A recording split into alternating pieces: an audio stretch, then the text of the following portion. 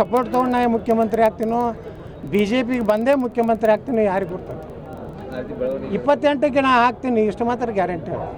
ನೀವು ಮೀಡಿಯಾದವ್ರು ಎಷ್ಟೇ ವಿರೋಧ ಬರೀರಿ, ತೀವ್ರವಾಗಿ ಬರೀರಿ, ವಿಜೇಂದ್ರನೇ ಆಗ್ತಾನಂತೇಳಿ ಲಗ ಹೊಡೆದು ಬರೀರಿ, ಮುಖ್ಯಮಂತ್ರಿ ನಾನೇ ಆಗೋ 5 ವರ್ಷ ನಾನೇ ಇರ್ತೀನಿ. ಕರ್ನಾಟಕದಲ್ಲಿ ಹೊಸ ಇತಿಹಾಸ ನಿರ್ಮಾಣ ಮಾಡ್ತೀನಿ. ಬುಲ್ಡೋಜರ ಭಾಳ ಸದ್ದುಗಳು ಎಲ್ಲ ಕಡೆ ಕೇಳಿಸ್ತಾವೆ. 2,80,000 ಏನು ಖಾಲಿ ಸರ್ಕಾರಿ ಉದ್ಯೋಗ ಎಲ್ಲ 5 ವರ್ಷನ ತುಂಬ್ತೀನಿ. 3 ಲಕ್ಷ ಜನರಿಗೆ ಉದ್ಯೋಗ ಕೊಡ್ತೀನಿ. ನೀವೇನೂ ಗಾಬರಿ ಆಗಬೇಡ್ರಿ ಮೀಡಿಯಾದವರು, ನೀವು ಆತಂಕಕ್ಕೆ ಒಳಗಾಗಬೇಡ್ರಿ. ಹಿಂಗಂದ್ರೆ ಯತ್ನಾಳು ವಿಜೇಂದ್ರ ಪರಿಸ್ಥಿತಿ ಅನ್ನತ್ತೆ ನಾ ಸಂಜೆ ಮುಂದೆ ಹೊಡಿಲಕ್ಕೆ ಚಾಲೂ ಮಾಡಬೇಡ್ರಿ.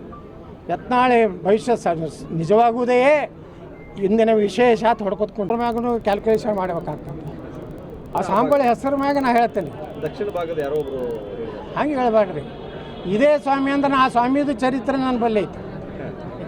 ಕೆಲವೊಂದು ಸ್ವಾಮಿಗಳು ಪೇಡ ಸ್ವಾಮಿಗಳು ಹೋದಾರ, ಕೆಲವೊಂದು ರೊಕ್ಕ ಕೊಟ್ಟು ಕೂಡಲೇ ಹೇಳ್ತಾರೆ ಅವ್ರ ಭವಿಷ್ಯಗಳೇ ಹಿಂಗೆ. ಕೆಲವೊಂದು ಮಂದಿ ಭವಿಷ್ಯ ಹೇಳ್ತಿರ್ತಾರೆ ಹಂಗೆ. ರಾಹುಲ್ ಗಾಂಧಿ ಪ್ರಧಾನಮಂತ್ರಿ ಆಗ್ತಾಂತ ಹೇಳ್ತಾರೆ.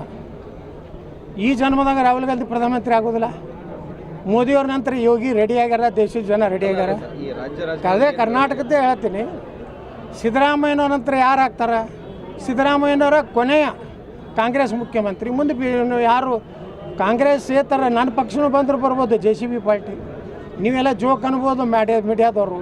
ಯಾಕಂದ್ರೆ ನಿಮಗೆ ವಿಜೇಂದ್ರ ಭಾಳ ಆತ್ಮೀಯ ಕೆಲವೊಂದು ಮೀಡಿಯಾದವ್ರಿಗೆ, ಕೆಲವೊಂದು ಮೀಡಿಯಾದವ್ರಿಗೆ DK ಶಿವಕುಮಾರ್ ಆತ್ಮೀಯ. ನೀವೇನು ಹೊಡ್ಕೋತೀರಿ ಹೊಡ್ಕೋರಿ.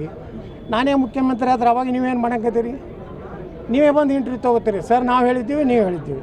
ಹಂಗೆ ಜ್ಯೋತಿಷಿಗಳು ಕೆಲವೊಂದು ಮಂದಿ ಫೇಕ್ ಬೋಗಸ್ ಅದಾರ.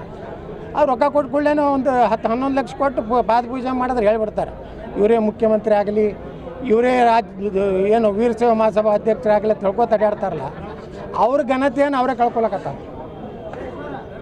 If you like this video ಬೇಗ ಲೈಕ್ ಮಾಡಿ, ಕಾಮೆಂಟ್ ಮಾಡಿ, ಶೇರ್ ಮಾಡಿ ಹಾಗೂ ಯೋಯೋ ಟಿವಿ ಕನ್ನಡವನ್ನು ಸಬ್ಸ್ಕ್ರೈಬ್ ಮಾಡಿ.